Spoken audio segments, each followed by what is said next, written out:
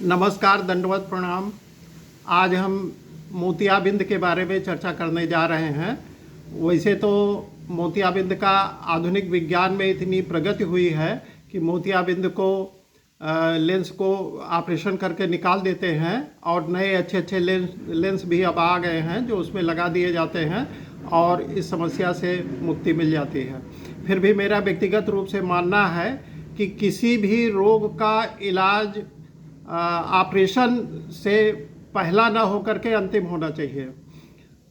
अंतिम प्राथमिकता ऑपरेशन को देना चाहिए और प्रथम प्राथमिकता के द्वारा अन्य कोई मार्ग निकालना चाहिए कि जिससे उस रोग से छुटकारा हो सके।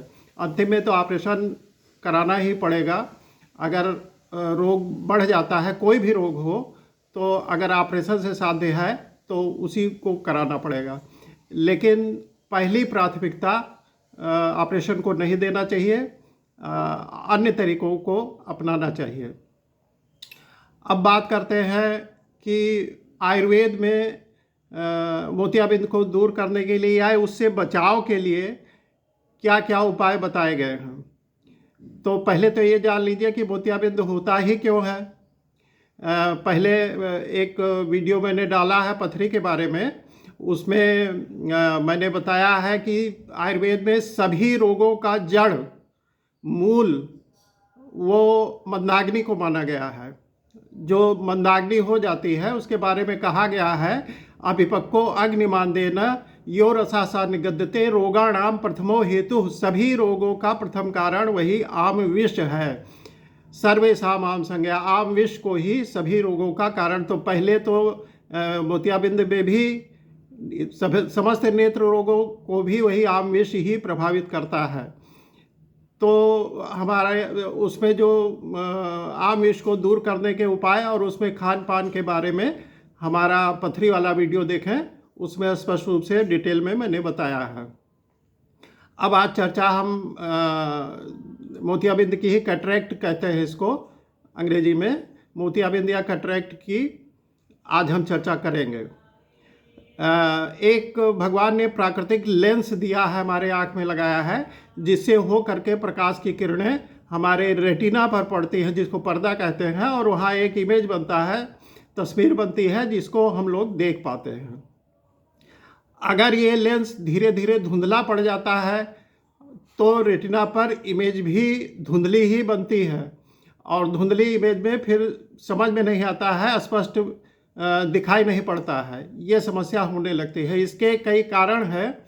तो एक तो पहला कारण है कि उम्र के बढ़ने के साथ साथ जो इसकी ट्रांसपेरेंसी लेंस की जो प्राकृतिक रूप से भगवान ने दिया है वो कम होने लगती है, या आँख में कोई चोट लग जाए तो उससे भी ऐसा हो सकता है। तो इसमें होता यह है कि लेंस के जो टिश्यूज़ होते हैं उनमें मौजूद प्रोटीन और फाइबर ये टूटने लगते हैं। प्रोटीन जो है टूटता है और उसमें फाइबर होते हैं वो टूटने लगते हैं और टूट करके आपस में चिपकने लगते हैं।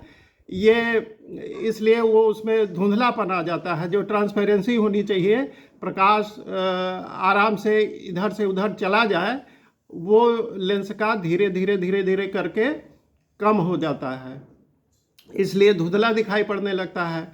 और जैसे जैसे उम्र बढ़ती है तो एक कारण और भी है कि लेंस का जो लचीलापन होता है वो धीरे धीरे कम हो जाता है और लेंस मोटा हो जाता है थोड़ा, इसलिए उसमें प्रकाश, रेटिना तक प्रकाश ठीक से नहीं पहुंच पाता है। अब आयुर्वेद के हिसाब से इन रोगों के लिए क्या चीज़ हम करें, क्या खाएं, क्या पिएं जो इन रोगों से बचाव हो सके।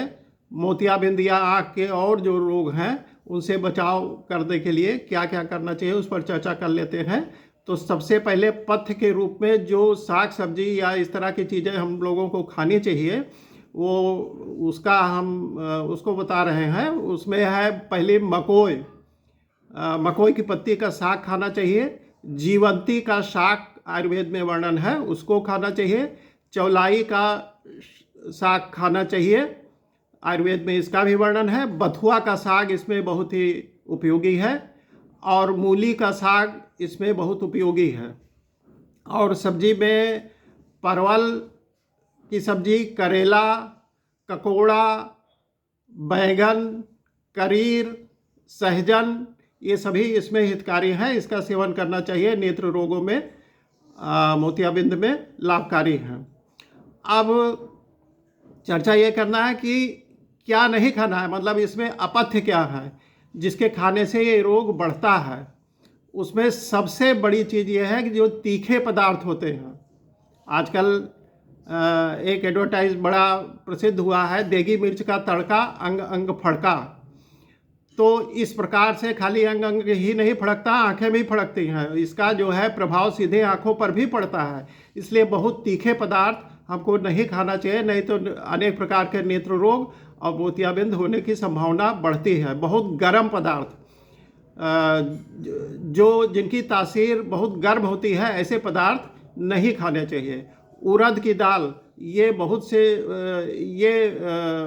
कम से कम लेना चाहिए, उड़द की दाल नहीं खाना चाहिए। लोबिया, मछली, इसको कम से कम जो लोग मांसाहारी लोग हैं मछली ना खाएं, ये इसमें नुकसान करती है। अंकुरित अन्न, आजकल स्प्राउट्स का बड़ा चलन है, तो अंकुरित अन्न भी नेत्र रोगों में नेत्र के सभी रोगों में नुकसान करता है। और दाह कारक पदार्थ, जिन पदार्थों को खाने से जलन महसूस होती है गले में या पेट में, वो सब छोड़ देना चाहिए, क्योंकि ये सब नेत्र रोगों में नुकसान करते हैं। और मद्य या शराब का सेवन, ये भी बहुत ही नुकसानदायक चीज़ है, इसको नहीं लेना चाहिए। मद्य पीने वालों को भी नेत्र में परेशानी आ सकती है।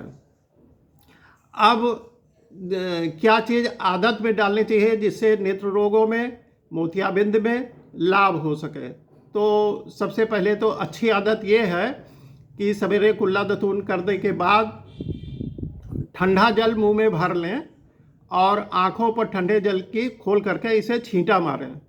ये कई बार कर सकते हैं, इससे नेत्र रोगों में, मोतियाबिंद में लाभ होता है। अब भोजन करने के बाद जब हाथ धो लें तो हाथों की हथेली को ऐसे ऐसे ऐसे ऐसे रगड़ लें अच्छी प्रकार से, और उसको आँखों पर इस प्रकार से ढक लें। ढकने के बाद इसमें जो गर्मी होती है उससे एक प्रकार की सेकाई हो जाती है आँखों की। इसको 3-4 बार करें, इसको एक नियम बना लें, अपनी आदत बना लें, तो इससे नेत्रों में लाभ मिल जाता है। इसी प्रकार से खाने पीने की चीज़ों में क्या चेंज करना चाहिए? तो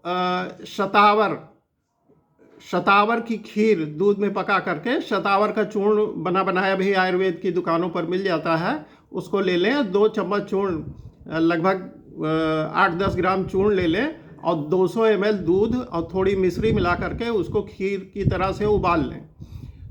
पक जाने पर उसको रोज़ सेवन कर सकते हैं, या ना कर पाए तो हफ्ते में 2 दिन उसका सेवन करें, बहुत ही लाभ मिलेगा। इसी प्रकार से जौ की दलिया मार्केट में मिल जाती है, और उसकी दलिया बना करके उसको खाने से मोतियाबिंद में लाभ मिलता है। इसी तरह से त्रिफला, जिसमें आंवला, हर्र, बहेड़ा, त्रिफला चूर्ण बना बनाया भी मिलता है। अगर आप बनाना चाहें तो 1 भाग हर्र, 2 भाग बहेड़ा और 4 भाग आंवला मिला करके त्रिफला कूट करके रख लें, बना लें, और उसका त्रिफला का काढ़ा बना लें। और काढ़े में गाय का घी 1 चम्मच मिला करके अगर पिए तो इससे भी आँख में लाभ मिलता है। या त्रिफला घृत बना बनाया, आयुर्वेद वैद्यनाथ वगैरह बहुत सी कंपनियां हैं वो बनाती हैं, त्रिफला घृत दूध में मिला करके उसको लेना चाहिए। या फिर कुछ न कर सके तो त्रिफला चूर्ण, 2 से 3 ग्राम त्रिफला चूर्ण को गाय के घी में मिला करके और उसको चाटना चाहिए। नित्य कर सकते हैं, इसमें कोई दिक्कत नहीं है। इसमें पेट भी साफ होता है और नेत्र रोगों में, खासकर मोतियाबिंद में लाभ मिलता है। मोतियाबिंद जल्दी बढ़ता नहीं इससे। और एक उपाय और बता देते हैं, तिल का तेल बढ़िया ले लीजिए असली, और उसको पैरों के तलवे पर खूब अच्छी प्रकार से, पंजे पर और तलवे में मालिश करें। इसको मालिश करने से भी नेत्र ज्योति बढ़ती है और मोतियाबिंद धीरे धीरे उस पर रोक लग जाती है, मोतियाबिंद बढ़ता नहीं। और अणु तेल का नस्य इसमें बहुत लाभ करता है। अणु तेल ले लें, बना बनाया मिल जाता है मार्केट में, और उसको 2-2 बूंद रोज डाल लिया करें। इसको प्रतिमर्श नस्य कहते हैं। इसको नाक में रोज डाल लिया करें तो इससे नाक की बीमारी, कान की बीमारी और आँख की बीमारियों के लिए ये बहुत ही लाभदायक है। एक और प्रयोग आयुर्वेद में लिखा हुआ है, लाल चंदन लकड़ी ले लें और उसको किसी पत्थर पर पानी डाल करके हल्का सा घिस लें तो उसका चंदन निकल आएगा जरा सा, और इसका नेत्रों में अंजन करें, इससे मोतियाबिंद ठीक हो जाता है। ये सब मोतियाबिंद या कैटरेक्ट जिसको कहते हैं उसका आयुर्वेदिक ढंग से बचाव किया जा सकता है इन सब चीज़ों को अपना करके। इसके बाद हम बात करते हैं कि मोतियाबिंद के अगर शुरुआत हो तो क्या क्या औषधियाँ हम ले सकते हैं। तो उसमें जब खराबी आना शुरू हो जाए, पता चल जाए, तो इसको लेना ज़रूर शुरू कर देना चाहिए। उसमें लौह भस्म आपको लेनी है। लौह भस्म 1 रत्ती, स्वर्ण माक्षिक भस्म 1 रत्ती और 2 ग्राम मुलेठी चूर्ण, मुलेठी या मधुयष्टि के नाम से लकड़ी मिलती है जो पान में लोग खाते हैं। तो 1 रत्ती लौह भस्म, 1 रत्ती स्वर्ण माक्षिक भस्म, 2 ग्राम मुलेठी चूर्ण और इसमें 2 ग्राम त्रिफला चूर्ण मिला लें। और इसको संध्या के समय, शाम के समय, वही 5-6 के बीच में मधु या घी, जिसको मधु अनुकूल हो मधु के साथ चाट सकता है, और नहीं तो घी के साथ, इसको गाय के घी के साथ मिला करके इसको चाटें। एक योग ये हो गया, इसको शाम को लेना है। और दूसरा योग और मैं बता रहा हूँ, एक आती है मीठी बच, उसको कहते हैं, मेरे पास है, ये मैं दिखा रहा हूँ, ये है मीठी बच, या इसको दूधिया बच भी कहते हैं, और ये पंसारी के यहाँ आराम से मिल जाती है। ये मीठी बच है और इसको ले लें 100 ग्राम मीठी बच ले लें। और असली हींग 25 ग्राम असली हींग ले लें। ये जो सब्जी में डिब्बी वाली आती है ये हींग नहीं लेना है। असली हींग पंसारी के यहाँ मिल जाती है। ये 10 ग्राम 200 रुपए की लगभग मिलती है, इससे कम में नहीं मिलेगी। और ये बढ़िया हींग ले लें, इसको 25 ग्राम लेना है। और सफ़ेद सौंठ लेनी है, उसको बैतरा सौंठ या सफ़ेद सौंठ कहते हैं। वो सफ़ेद रंग की होती है, जो मसालों में हम लोग किराने की दुकान से लाते हैं सौंठ, उसमें वो कुछ भूरे रंग की होती है, लेकिन ये सफ़ेद रंग की होती है। ये चूर्ण है हमारे पास, इसको मैंने पीस करके रख लिया है। तो ये सफ़ेद सौंठ ले लें 50 ग्राम। 100 ग्राम ये दूधिया बच या मीठी बच, 50 ग्राम सफ़ेद सौंठ और 25 ग्राम ये हींग। इन तीनों को अलग अलग कूट पीस करके रख लें और फिर तीनों को मिक्स कर लें और अच्छी प्रकार से उसको खरल करके जब एकदम से एक जान हो जाए तो उसको डिब्बे में रख लें।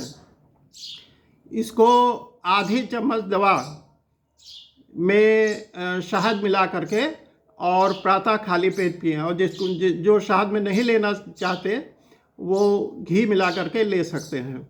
आधी चम्मच दवा, देखिए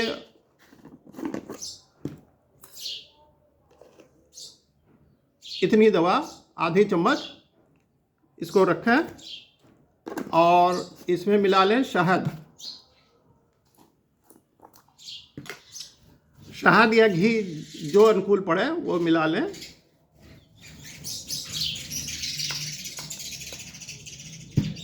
और इसको अच्छी प्रकार से इसी में फेंट लें, अच्छी प्रकार से फेंटें। जब ये शहद में बिल्कुल से मिल जाए ये, तो इसको सवेरे के समय चाट लें। वो जो हींग वाली दवा और बच वाली बताई हमने, वो सायंकाल लेना है। और इसको आप वो लौ भस्म, स्वर्णमाक्षिक भस्म, मुलेठी भस्म वाली दवा शाम को लेनी है और इसको आप सवेरे ले सकते हैं। इसका स्वाद भी अच्छा है और हींग पड़ा हुआ है, इसलिए ये पाचक गुण भी दिखाता है और ये बहुत ही अच्छी दवा है। और इसको आधा चम्मच रोज़ मधु में मिला करके ले सकते हैं। और अगर लेंस का धुंधलापन बहुत ज़्यादा बढ़ गया हो, बिल्कुल दिखाई देना बंद हो रहा हो, चित्र जो भी है या रात में बिल्कुल धुंधला दिखाई पड़ता हो, समझ में ना आता हो, किसी का फेस भी पहचानना मुश्किल हो गया हो, तो फिर ऑपरेशन कराना ही एकमात्र इलाज है। उसमें जो प्राकृतिक लेंस होता है हमारी आँख में, उसको निकाल करके और उसमें आर्टिफिशियल लेंस अब अच्छे अच्छे आने लग गए हैं, उसको लगा देते हैं। और अगर ज़्यादा बढ़ा नहीं है, हल्का सा धुंधलापन शुरू हुआ है, तो इन सब प्रयोगों से जो मैंने बताया है, उससे जो उपाय मैंने बताया है उससे लाभ मिल जाता है। और इसको करके देखें और लाभ उठाएं। इसी प्रकार अनेक गुप्त सिद्ध आयुर्वेदिक प्रयोगों के बारे में जानकारी प्राप्त करने के लिए हमारे चैनल आयुर्वेद विकास को सब्सक्राइब करें, लाइक करें, शेयर करें। और जिन लोगों ने सब्सक्राइब कर रखा है उन सभी को हृदय से धन्यवाद। जय धन्वंतर, जय श्री राम।